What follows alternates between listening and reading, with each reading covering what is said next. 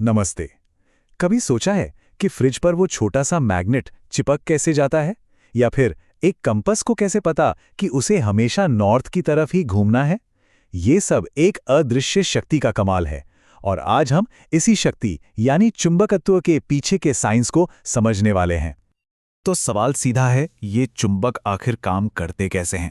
देखिए, ये सवाल सदियों से वैज्ञानिकों और हम जैसे क्यूरियस लोगों को परेशान करता आया है। तो इस अदृश्य शक्ति की जड़ में आखिर है क्या? चलिए मिलकर पता लगाते हैं। अच्छा, मैग्नेट से हमारा रिश्ता ना बहुत पुराना है। पता है ये मैग्नेट शब्द कहाँ से आया? ये आया है ग्रीस के एक द्वीप मैग्नेशिया से, जहां करीब 600 ईसा पूर्व में पहली बार मैग्नेटिक ओर मिले थे। और आज तो ये हमारी रोज की जिंदगी का हिस्सा हैं। हम सबने बचपन में मैग्नेट से खेला ही होगा, है ना? और उसके बेसिक रूल्स तो हमें रटे हुए हैं। ऑपोजिट पोल्स अट्रैक्ट करते हैं और सेम पोल्स एक दूसरे को दूर धकेलते हैं। पर मजे की बात यह है कि यही सिंपल सा रूल एक बहुत बड़े स्केल पर भी काम करता है। हमारी पृथ्वी, जी हाँ, हमारी पूरी की पूरी धरती खुद एक बहुत बड़ा चुंबक है और इसका अपना मैग्नेटिक फील्ड है, जो न सिर्फ हमें रास्ता दिखाता है बल्कि खतरनाक कॉस्मिक रेडिएशन से भी बचाता है। लेकिन एक बहुत ही मजेदार सवाल है जो हमें मैग्नेटिज्म के एक गहरे राज तक ले जाएगा। क्या होता है अगर हम एक चुंबक को बीच से तोड़ दें? क्या हमें एक अकेला नॉर्थ पोल और एक अकेला साउथ पोल मिल जाएगा? बिल्कुल नहीं। हैरानी की बात है, लेकिन जवाब है नहीं। आप एक चुंबक के चाहे जितने टुकड़े कर लें, हर टुकड़े का अपना नॉर्थ पोल और साउथ पोल होगा ही होगा। ये बात इलेक्ट्रिसिटी की दुनिया से एकदम अलग है, जहां आप एक पॉजिटिव चार्ज को नेगेटिव चार्ज से आराम से अलग कर सकते हैं। कुदरत में मैग्नेटिक मोनोपोल्स यानी अकेले पोल्स होते ही नहीं है, और ये चुंबकत्व के सबसे बड़े रहस्यों में से एक है। ठीक है, तो अगर हम इस फोर्स को देख नहीं सकते तो इसे समझे कैसे? इसका जवाब छुपा है मैग्नेटिक फील्ड के कॉन्सेप्ट में। चलिए इस अनदेखे को देखने की कोशिश करते हैं। ये क्लासिक साइंस एक्सपेरिमेंट शायद कई लोगों ने देखा होगा।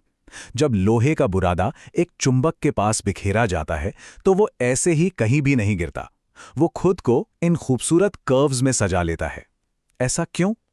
क्योंकि लोहे का हर छोटा कण एक नन्हे चुंबक की तरह काम करने लगता है और खुद को एक अदृश्य शक्ति के साथ लाइन अप कर लेता है।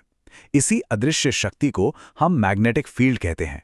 ये एक तरह से उस अनदेखी दुनिया में झांकने का तरीका है।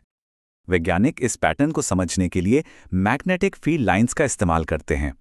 इन्हें आप फोर्स के इनविजिबल हाईवे की तरह समझ सकते हैं। जहां ये लाइंस बहुत पास होती हैं, जैसे कि पोल्स पर, वहां फोर्स सबसे ज्यादा स्ट्रांग होता है। और एक बहुत जरूरी नियम, ये लाइंस कभी एक दूसरे को काटती नहीं हैं, वो हमेशा अपना अलग रास्ता बनाती हैं। और यहीं पर हमें एक बहुत बड़ा फर्क नजर आता है। देखिए, इलेक्ट्रिक फील्ड लाइंस का एक क्लियर स्टार्टिंग पॉइंट होता है, पॉजिटिव चार्ज, और एक क्लियर एंडिंग पॉइंट होता है, नेगेटिव चार्ज। लेकिन मैग्नेटिक फील्ड लाइंस वो अलग हैं। वो हमेशा कंटिन्यूअस क्लोज्ड लूप्स बनाती हैं। उनका कोई स्टार्ट या एंड पॉइंट नहीं होता। और यही बात इस आइडिया को और पक्का करती है कि मैग्नेटिक मोनोपोल्स नहीं होते। ये मैग्नेटिज्म का एक फंडामेंटल रूल है। तो सवाल फिर वही है, इस अदृश्य फील्ड का सोर्स क्या है? आखिर ये आता कहां से है? 19वीं सेंचुरी में ऑर्स्टेड और एम्पियर जैसे वैज्ञानिकों ने एक ऐसा कनेक्शन खोजा जिसने सब कुछ बदल दिया।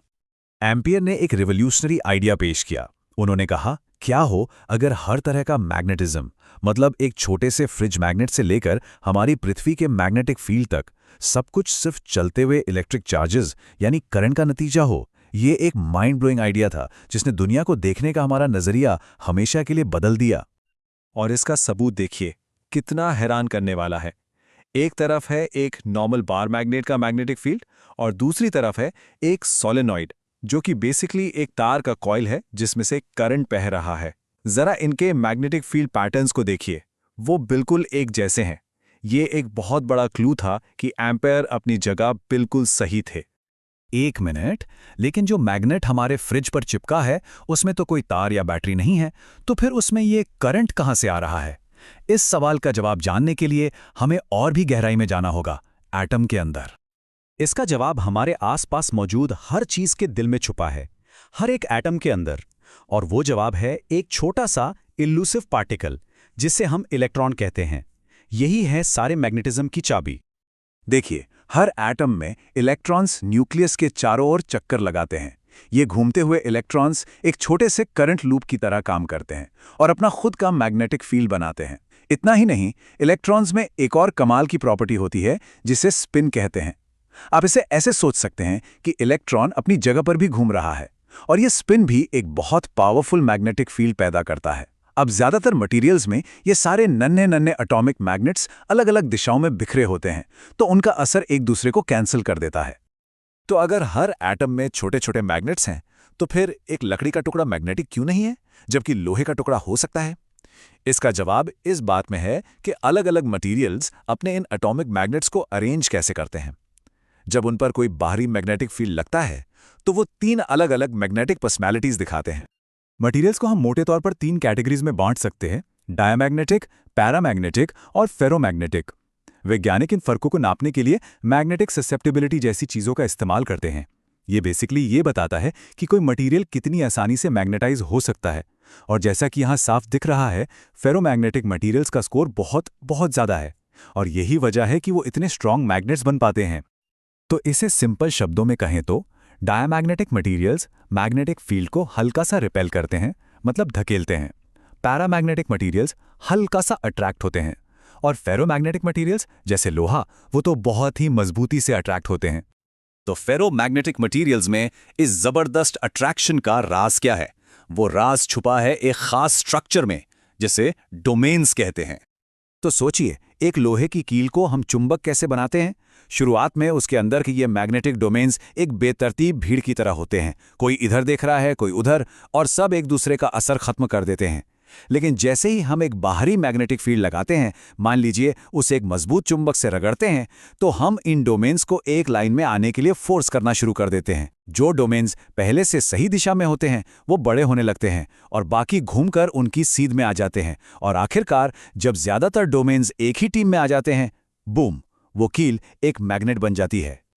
तो आखिर में बात बस इतनी सी है, एक साधारण चुंबक असल में एक ऐसी चीज है जहां खरबों खरबों नन्हे नन्हे एटॉमिक मैग्नेट्स ने एक साथ मिलकर एक ही दिशा में काम करने का फैसला कर लिया है।